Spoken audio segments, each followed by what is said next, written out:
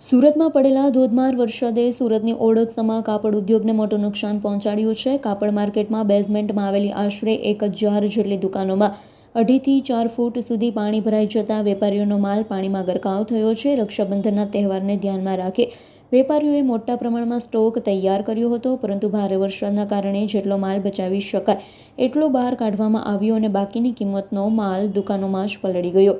વેપારીઓએ કહ્યું હતું કે એક વેપારીને લાખો રૂપિયાનું નુકસાન થયું છે। પલળી ગયેલો માલ હવે વેચાણ કે ઉપયોગ માટે યોગ્ય રહ્યો નથી। વેપારીઓનો અંદાજ છે કે આ વરસાદના કારણે 150 થી 200 કરોડ જેટલું નુકસાન થયું છે, જેના કારણે સમગ્ર કાપડ બજારમાં ચિંતાનો માહોલ જોવા મળી રહ્યો છે। जी, आपका नाम क्या परिस्थिति है? मेरा नाम दिनेश कटारिया है। मैं पोस्टा का जनरल सेक्रेटरी हूँ। क्या परिस्थिति है? परिस्थिति तो बहुत ख़राब है। 15 से 20 इंच की जो बरसात गिरी है वो किसी को बाहर निकलने का मौका ही नहीं मिला।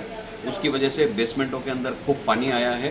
एवरेजली 2.5 से 3 फीट से लेके 7-8 फीट तक का पानी मार्केटों के बेसमेंट में आया है और उसकी वजह से लोगों के दुकान के अंदर का माल, उनका फर्नीचर, ये बड़े पैमाने पे नुकसान हुआ है। लाखों में नहीं, करोड़ों में ये नुकसान हुआ है। रूटीन में कितना नुकसान है? रूटीन का व्यापार तो पिछले 2 दिन से जो ठप पड़ा है, एवरेजली 150 से 200 करोड़ रुपए का टर्नओवर था, वो टर्नओवर रुक गया है। ब्यूरो रिपोर्ट S9 न्यूज़ सूरत। અમારી તમામ માહિતીથી અપડેટ રહેવા માટે જોડાયેલા રહો S9 ન્યૂઝ સાથે।